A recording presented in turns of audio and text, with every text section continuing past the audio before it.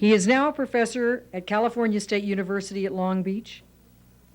He's extremely well known in his field. He's an expert in the history of science and will be speaking on Killing Darwin for Christ, Creationism and the State of Education Today. It's my privilege this morning to introduce Dr. Lawrence Lerner.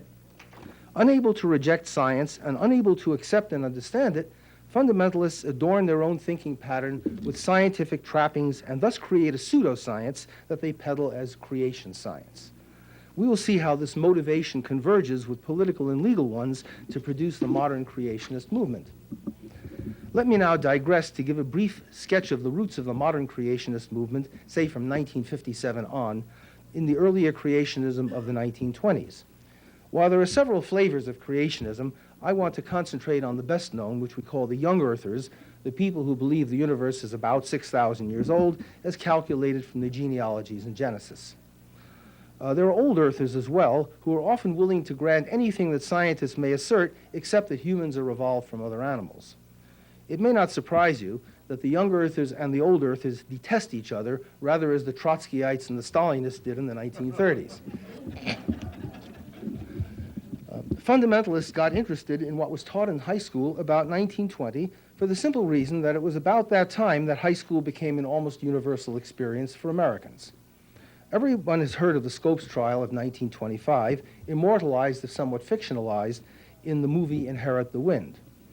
It's true that the Scopes trial had the effect of exposing creationists to ridicule, but contrary to popular belief, they got what they wanted. Namely, they were able to get evolution taken out of most of the biology texts used in American high schools for some 3 decades. Biology texts, which had previously been systematic and generally well organized, became a watered-down hodgepodge of descriptive natural history and personal hygiene. This is a horse, this is a moss, this is how to floss.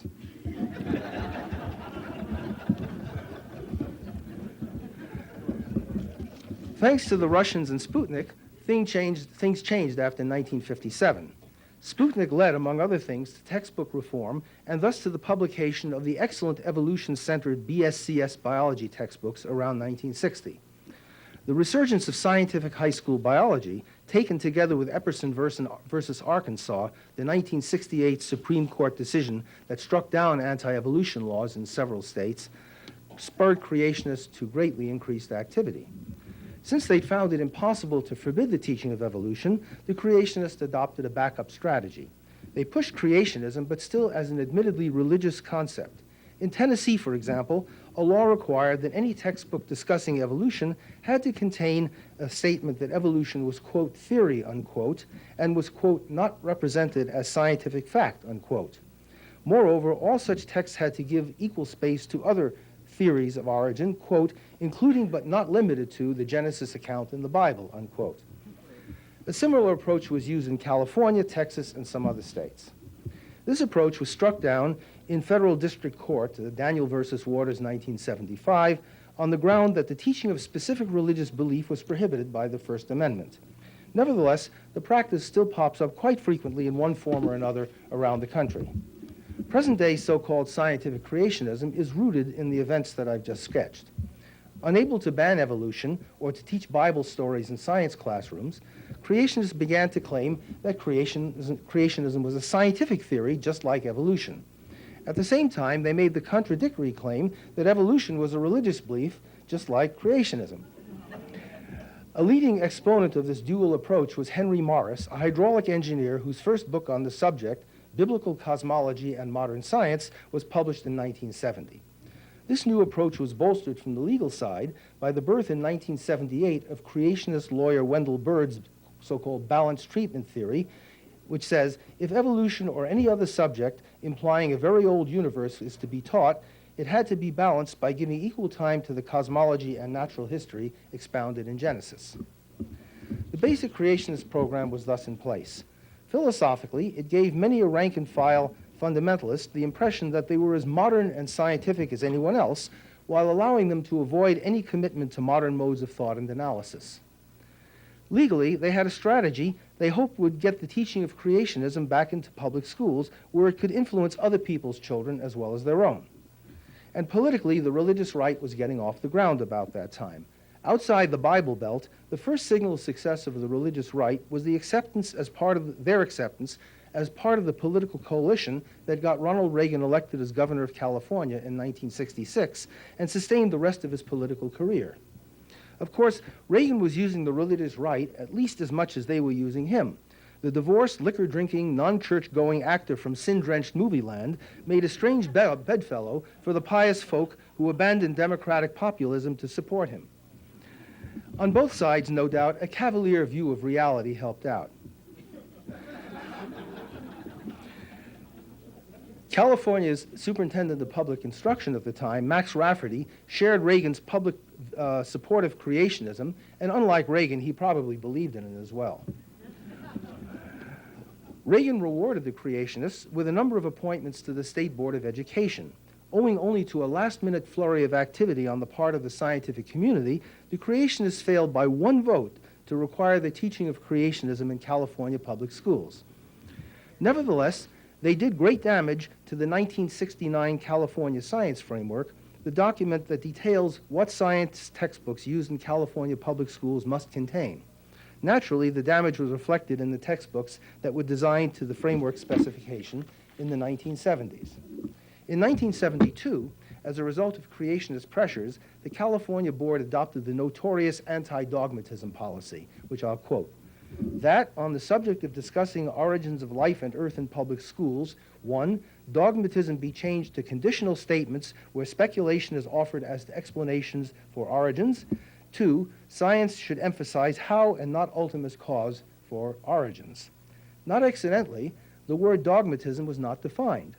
That is because dogmatism is a creationist code word meaning anything that seems to contradict a simple-minded reading of the Bible. Publishers got the word loud and clear. Evolution and cosmology disappeared from science texts, geology became purely a description of rocks, scientists disappeared from framework committees, and science curricula substituted a hodgepodge of disjointed factoids for the tight structure that characterizes real science. This was a period, too, when significant scientific findings were presented in such phrases as, many scientists believe that animals called dinosaurs may have lived perhaps 100 million years ago. Imagine reading 7 or 8 pages of that stuff and trying to figure out what it means. Because California buys 12% of the textbooks published in America, the effects were felt all over the country. In time, Reagan left Sacramento for Washington, and Rafferty took a sinecure at a third-rate Alabama university under the direct control of Governor Wallace. As San Francisco columnist Herb Cain put it at the time, Rafferty's move from California to Alabama was the best thing that had ever happened to the education systems of both states. But I feel sorry for Alabama. Science textbooks degenerated in all areas because publishers adopted a broad interpretation of the conflict over evolution, just as they had in the period following the Scopes trial. To wit, definitions and isolated facts are unlikely to arouse opposition, but discussions of the theoretical context of science, the context that makes science what it is, could cause real trouble. In any case, vocabulary lists and catalogs of misconstrued facts are easy to devise and consistent with the then popular practice called dumbing down. Science textbooks degenerated in all areas, and you can see that this really left to a terrible, terrible situation. But immediately after Reagan's installation as president, there was a great flurry of creationist activity at the federal level. Attempts were made to close a very successful Emergence of Man exhibit at the Smithsonian and substitute a creationist display. Orange County Congressman Dannemeyer tried repeatedly, if unsuccessfully, to push creationism on such organizations as the National Park Service, the National Science Foundation, and the National Institutes of Health.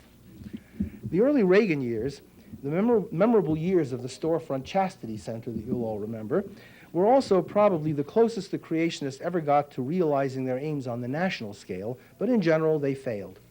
The failure is consistent with historical creationist experience. Their success has always been greater the lower the political level.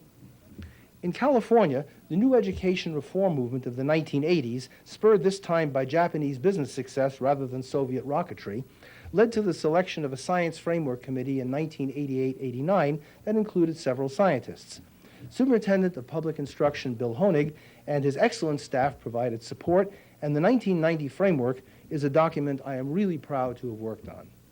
The framework presents science as scientists see it and as a dynamical inquiry into the natural world, not a list of inscrutable facts only accessible to that nerd across the schoolroom.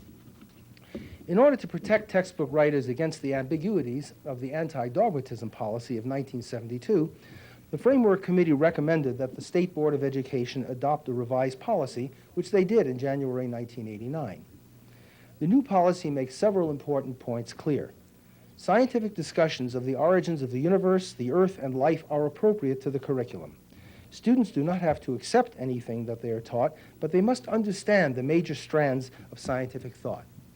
Science teachers must limit their teaching to science, and they should resist pressures to do otherwise.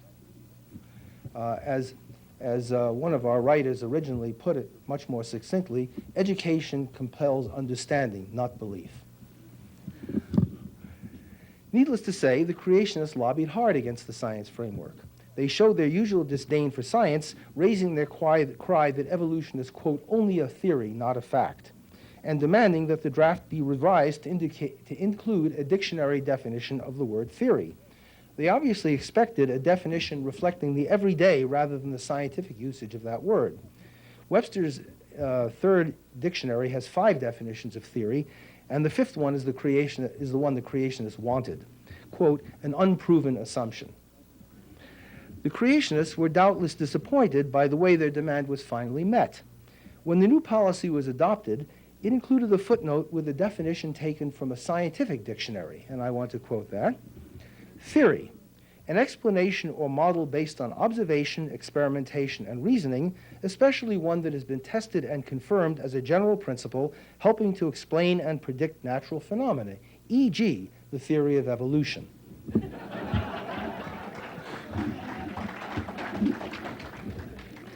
Ironically, this was the only occurrence of the word evolution in the policy, and the event provided the hard-working Framework Committee with some much-needed comic relief. While their activities are almost exclusively political and religious, creationists need to create the impression that they pursue genuine science. A few organizations have sprung up with this end in mind, the best known being the Institute for Creation Research, or ICR for short, which is located near San Diego. ICR was founded by Henry Morris with his preacher-politician friend Tim LaHaye. In the golden creationist days of the late 70s and early 80s, LaHaye and Morris envisioned a network of really fundamentalist young earth creationist schools at every level from kindergarten through the PhD level. Young earth creationist schools would be just like the whole school system, and you can mention the best ones in the world. But in any case, Christian Heritage College was going to be the flagship, and that's a small place near San Diego, and ICR was its graduate division. However, WASC, the Western Association of Schools and Colleges, would not accredit Christian Heritage College as long as ICR was a part of it. In 1980, therefore, ICR was spun off.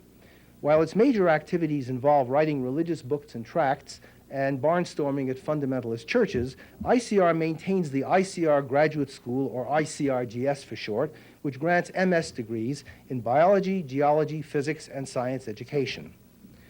Now, remember, by the way, that a degree in science education gets you to be a teacher in any public school. As ICRGS could not hope to obtain accreditation from WASC, it was obliged under California law to obtain a license from the State Department of Education if it was to grant master's degrees in science. In 1980, the law was very loose and the license was easily obtained. ICRGS came up for license renewal under a newer, tighter law in 1987, and a visiting committee was sent to evaluate the institution in 1988.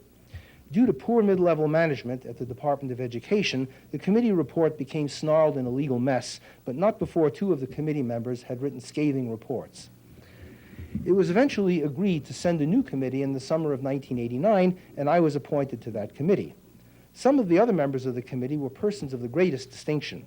It was a privilege to be associated with such a committee, especially as I was called, quote, a renowned evolutionist, unquote, and, quote, among the most prominent atheists in the nation in the creationist press. No one had ever before, or I'm afraid since, called me renowned or most prominent in the nation in any context. And I would be churlish if I did not express my humble thanks.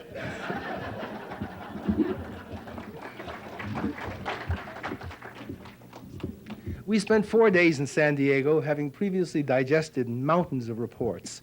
Believe it or not, the vote to deny extension of the license was unanimous, including even the ICRGS nominee on the committee, though later he qualified his view. The situation was crystal clear. Creationism and pseudoscience aside, ICRGS was simply not offering even the semblance of graduate-level study in any of the 4 areas in which it granted master's degrees. Time doesn't permit a thorough review of the academic travesties that we found. Let me give just a couple of examples. They are the ones stated most quickly rather than the most spectacular ones. First of all, freshman texts for physical education majors were used in a so-called graduate biology class. Second, I quizzed 2 students who had just completed the graduate classical mechanics course, purportedly a standard course using a standard text required of all graduate students in physics. Neither could solve a simple junior-level problem that I presented to them, though the problem had appeared on their final exam 3 weeks earlier. One was unable to tell me things about a spinning gyroscope that most 6-year-olds know.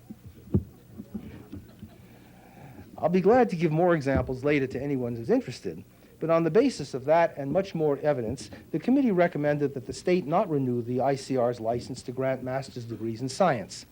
ICR was offered the alternatives of giving degrees in theology or religion or even in creation science, but they refused those options, and I think quite reasonably so. Instead, they sued. But in the meantime, the law had changed again. Oversight of private post-secondary schools is now the province of the newly created autonomous Private Post-Secondary Education Council, independent of the State Department of Education. Consequently, it became pointless for the Department of Education to pursue the matter, and they settled with ICR, leaving the licensure question moot and paying over $200,000 to ICR to cover its legal expenses, a substantive and symbolic victory for ICR, which it has not hesitated to trumpet. It will probably be years before the new council gets around to ICRGS, and the whole process starts from scratch at the cost of another few $1 million. The creationists have lately had some success at the national level as well. About 14 years ago, despairing of getting accreditation for young earth schools and colleges from the regional school and college accrediting associations, Henry Morris and some of his friends founded the Transnational Association of Christian Schools, known by its acronym TRACS.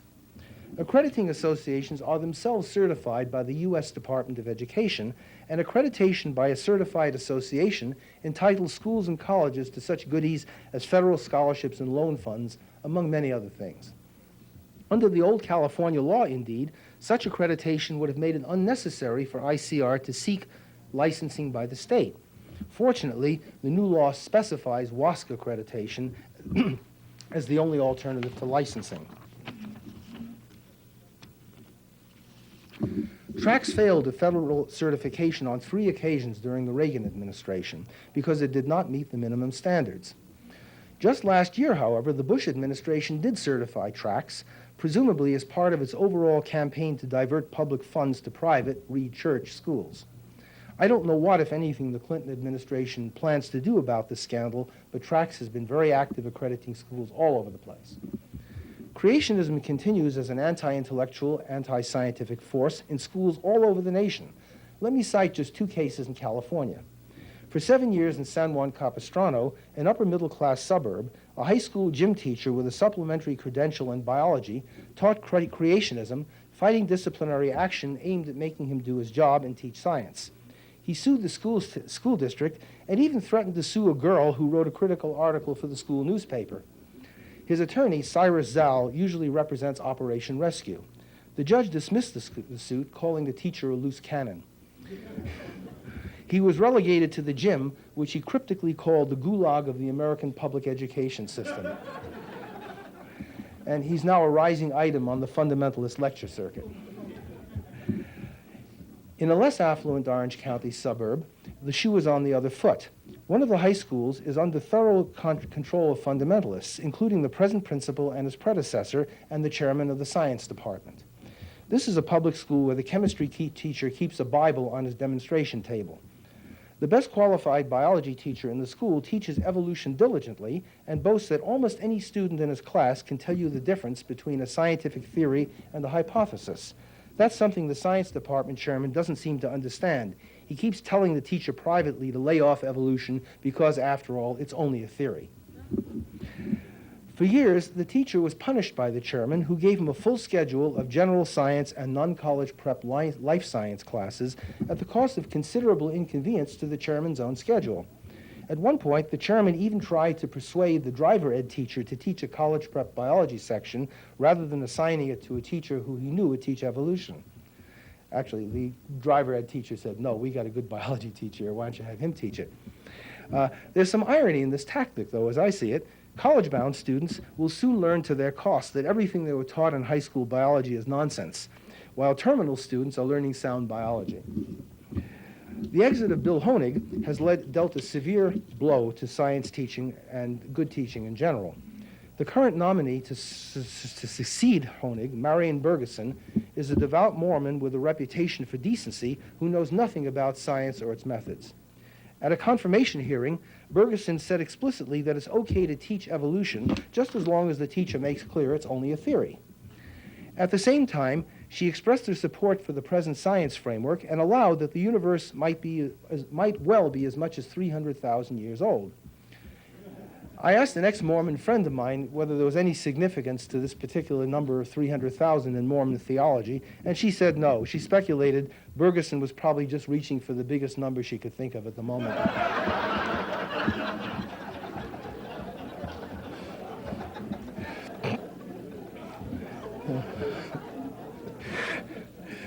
I've stressed local events, but as you can well imagine, there's plenty more of this stuff all around the country, especially in rural areas and cities in the South generally.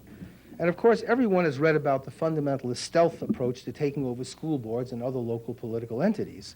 The approach, as you know, produced the 3-2 creationist majority in Vista, where one of the board members, by the way, is an ICR employee. Is the stealth formula working? It may well be. I was astounded to read in the New York Times editorial on April 6th that the Christian Coalition has allied itself with the Catholic Archdiocese to take over the community school boards in New York City, as another speaker has already mentioned. The main issue that there is a curriculum guide for teachers that includes lessons on tolerance for homosexuals, but other religious right issues are clearly hiding in the wings. The formula for success lies in the fact, as has already been said, that only 7% of the registered voters in New York vote in these school board elections. However, Mayor Dinkins is promoting a drive to get the voters out on May 4th, and we'll soon see what happens.